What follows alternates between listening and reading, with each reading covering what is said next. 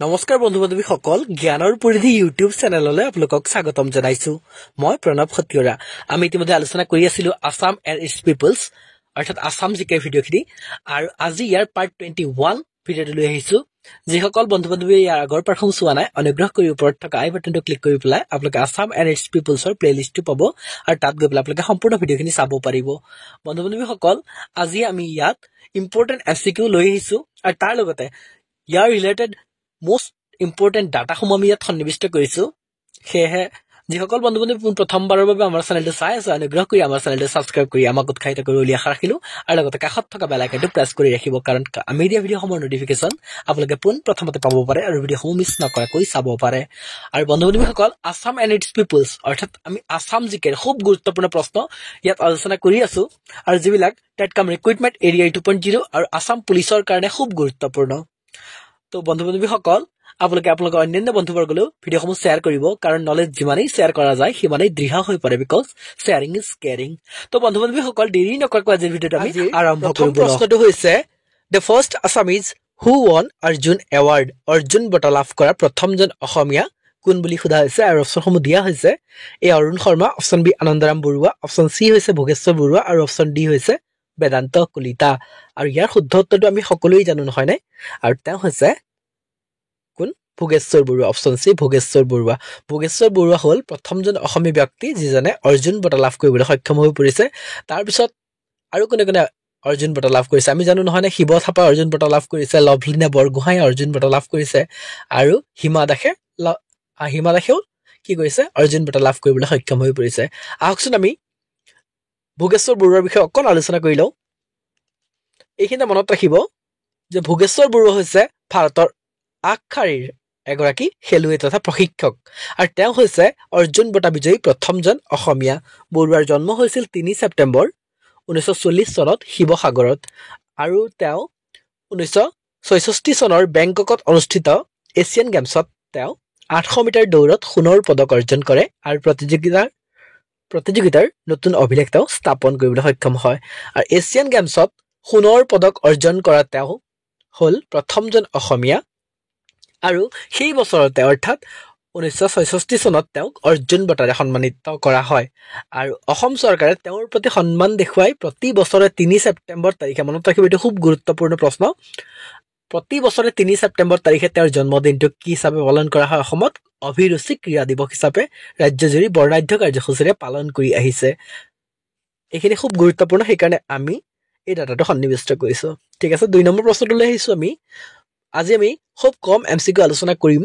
কাৰণ আমি ইয়াত বেছিকে গুৰুত্ব দিছো বিভিন্ন ইম্পৰ্টেণ্ট ডাটাক লৈ পেলাই বিভিন্ন তথ্যসমূহ আমি জানিব লাগিব নহয়নে অকল যে এমচিকিউ পঢ়িলে বা এমচিকিউৰ ওপৰত গুৰুত্ব দিলেইতো আমাৰ নহ'ব নহয়নে আমি কিছুমান তথ্য জানিব লাগিব অকল এমচিকিউৰ পৰা আমি কিমাননো কুৱেশ্যনছ আলোচনা কৰিব পাৰিম খুব বেছি 20টা বা 25টা নহয়নে আৰু যদি তাৰ বাদে আমি যদি 10টা এমচিকিউ আলোচনা কৰোঁ আৰু তাৰ ৰিলেটেড ইম্পৰ্টেণ্ট ডাটাসমূহ যদি আমি আলোচনা কৰোঁ আমাৰ প্ৰফিটটো ইয়াতে হ'ব নহয়নে তো যি নহওক বন্ধু বান্ধৱীসকল ইয়াৰ পিছৰ প্ৰশ্নটো লৈ আহিছোঁ আমি এতিয়া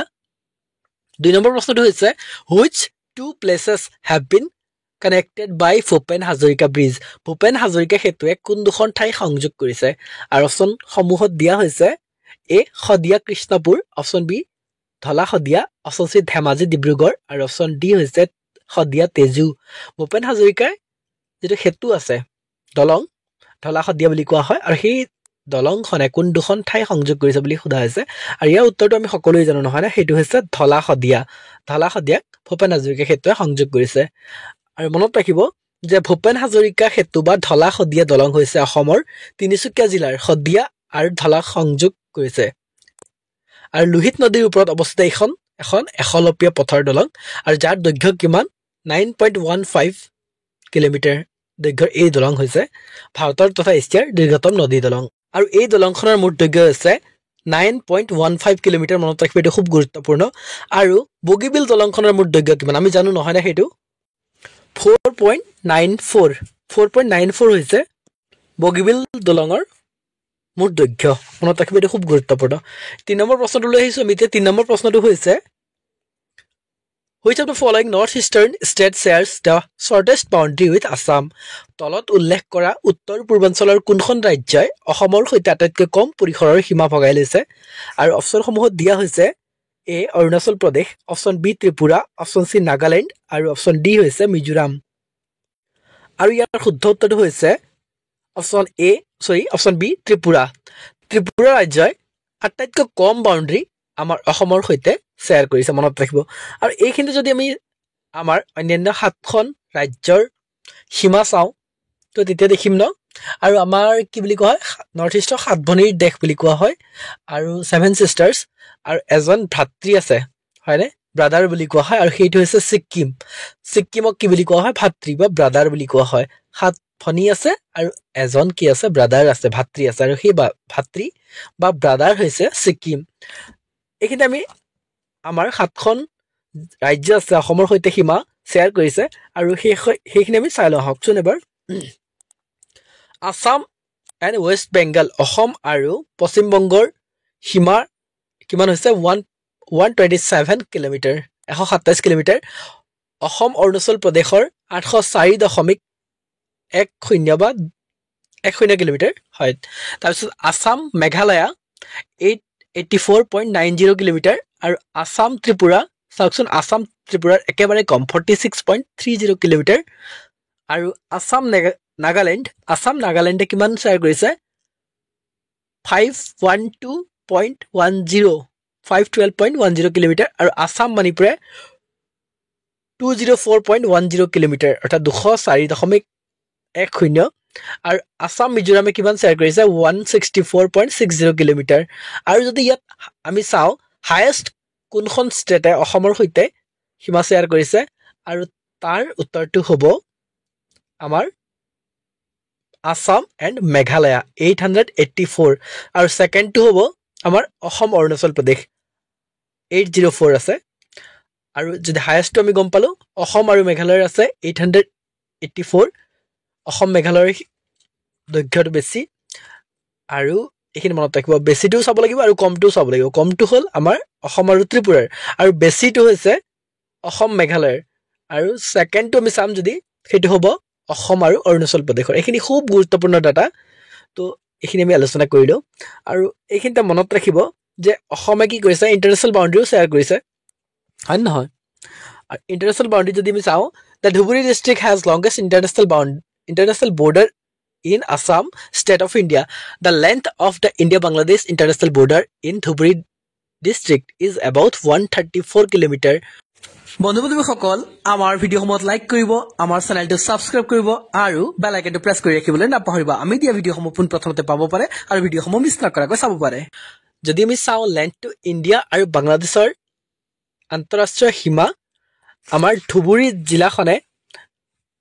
হায়েষ্টটো বহন কৰিছে, চাব লাগিব। আমি জিলা হিচাপত চালে আমি ধুবুৰীক দেখা পাম, কাৰণ কিমান শ্বেয়াৰ কৰিছে 134 কিলোমিটাৰ, এইটো হায়েষ্ট। আৰু ইয়াৰ পিছত আমি চাম Karimganj has 92 kilometre long India Bangladesh international border. আমি গম পালো নহয়নে, কৰিমগঞ্জ আৰু ধুবুৰী ডিষ্ট্ৰিক্টে ইণ্টাৰনেশ্যনেল যিটো বাংলাদেশৰ সৈতে সীমা শ্বেয়াৰ কৰিছে, এইটো খুব গুৰুত্বপূৰ্ণ। আৰু প্ৰশ্ন ইয়াৰ পৰাও আহে, কোনখন জিলাই বেছিকে ইণ্টাৰনেশ্যনেল বৰ্ডাৰ শ্বেয়াৰ কৰিছে, সেইটো হ'ব ধুবুৰী। আৰু ইয়াৰ পিছত নেক্সটটো হ'ব Karimganj has 92 kilometre India Bangladesh international border. আৰু টোটেল লেন্থ আমি চাম ভাৰত আৰু বাংলাদেশৰ সৈতে কিমান হ'ব, সেইটো 263 কিলোমিটাৰ। মনত ৰাখিব, এইখিনি খুব গুৰুত্বপূৰ্ণ, অসমীয়াতো দিয়া হৈছে ইয়াৰ টাৰ্মটো। ভাৰতৰ অসম ৰাজ্যৰ ভিতৰতে ধুবুৰী জিলাৰ আটাইতকৈ দীঘলীয়া আন্তঃৰাষ্ট্ৰীয় সীমান্ত আছে। ধুবুৰী জিলাৰ ভাৰত বাংলাদেশ আন্তঃৰাষ্ট্ৰীয় সীমান্তৰ দৈৰ্ঘ্য প্ৰায় 134 কিলোমিটাৰ, আৰু কৰিমগঞ্জ ভাৰত বাংলাদেশৰ আন্তঃৰাষ্ট্ৰীয় সীমাৰ দৈৰ্ঘ্য হৈছে 92 কিলোমিটাৰ, 92 কিলোমিটাৰ। আৰু ভাৰতৰ অসম ৰাজ্যৰ ভাৰত বাংলাদেশ সীমান্তৰ মুঠ দৈৰ্ঘ্য আমি চাওঁ, টোটেল লেন্থ 263 কিলোমিটাৰ, 263 কিলোমিটাৰ। এইখিনি খুব গুৰুত্বপূৰ্ণ ডাটা, বন্ধু-বান্ধৱীসকল মনত ৰাখিব। আৰু ভিডিঅ'টো ভাল লাগিলে আমাৰ মৰমৰ বন্ধু-বান্ধৱীসকলে ভিডিঅ'টো লাইক কৰিব আৰু আমাৰ চেনেলটো ছাবস্ক্ৰাইব কৰি ৰাখিব বুলি আশা কৰিলোঁ। 4 নম্বৰ প্ৰশ্নটোলৈ আহিছোঁ আমি এতিয়া। 4 নম্বৰ প্ৰশ্নটো হৈছে, the Kaziranga national park is located in which of the following ecozones. Kaziranga ৰাষ্ট্ৰীয় উদ্যান কোনটো পৰিৱেশ মণ্ডলৰ অন্তৰ্গত? আৰু অপশ্যনসমূহ দিয়া হৈছে এ ব্ৰহ্মপুত্ৰ ইক'জোন, ব্ৰহ্মপুত্ৰ পৰিৱেশ মণ্ডল, অপশ্যন বি হৈছে ইণ্ডো বাংলাদেশ ইক'জোন, ইণ্ডো বাংলা পৰিৱেশ মণ্ডল আৰু অপশ্যন চি দিয়া হৈছে Indo Malaya Ecozone Indo Malay পৰিৱেশ মণ্ডল আৰু অপশ্যন ডি দিয়া হৈছে ইণ্ডো বাৰ্মিজ ইকোজোন আৰু ইয়াৰ শুদ্ধ উত্তৰটো হৈছে option C Indo Malaya Ecozone অৰ্থাৎ ইণ্ডো মালয় পৰিৱেশ মণ্ডলত কাজিৰঙা ৰাষ্ট্ৰীয় উদ্যান অৱস্থিত কোনটো পৰিৱেশ মণ্ডলত হ'ব ইণ্ডো মালয় পৰিৱেশ মণ্ডল এইখিনি খুব গুৰুত্বপূৰ্ণ প্ৰশ্ন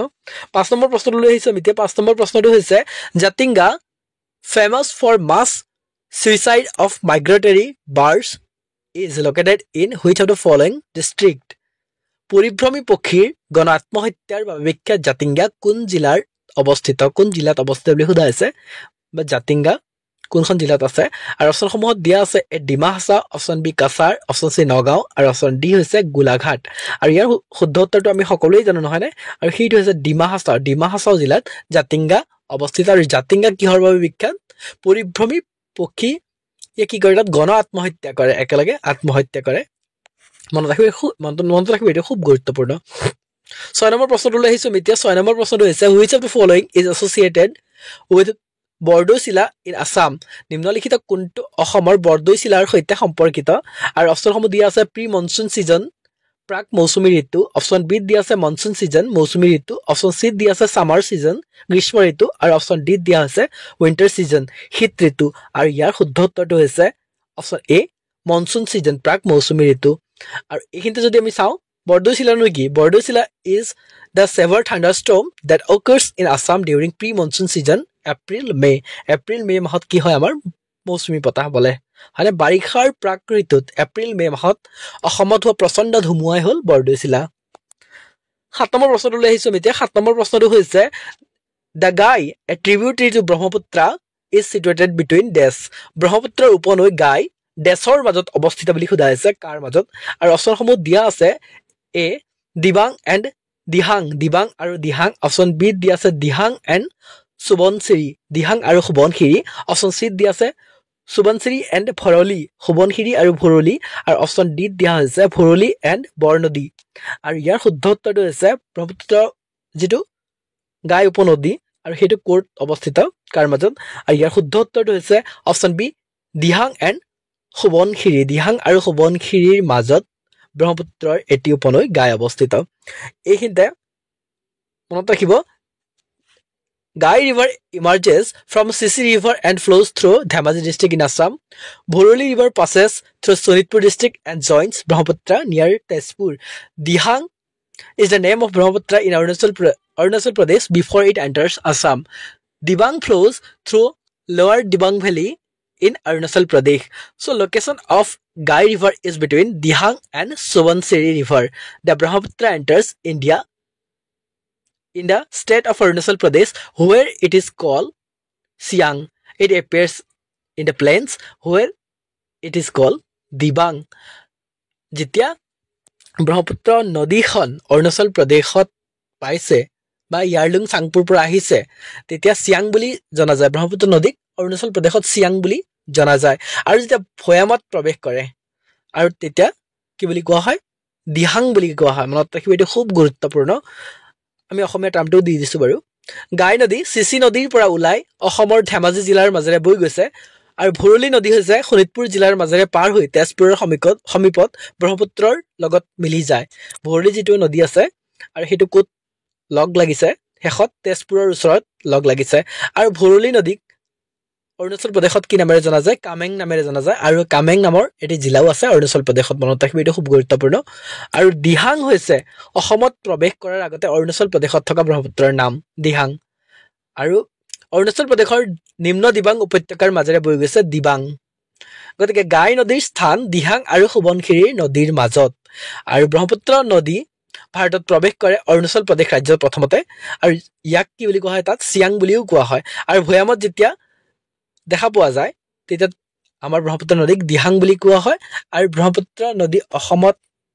যেতিয়া পদাৰ্পণ কৰে আহি তেতিয়া ব্ৰহ্মপুত্ৰ বুলি সকলোৱে জানো নহয়নে এইখিনি খুব গুৰুত্বপূৰ্ণ বন্ধু-বান্ধৱীসকল শেষত মৰমৰ বন্ধু-বান্ধৱীলৈ ভিডিঅ'টো সম্পূৰ্ণকৈ চোৱাৰ বাবে অশেষ ধন্যবাদ জ্ঞাপন কৰিলো আৰু যিসকল বন্ধু-বান্ধৱী পোন প্ৰথমবাৰৰ বাবে আমাৰ চেনেলটো চাই আছে অনুগ্ৰহ কৰি আমাৰ চেনেলটো ছাবস্ক্ৰাইব কৰিব বুলি আশা ৰাখিলো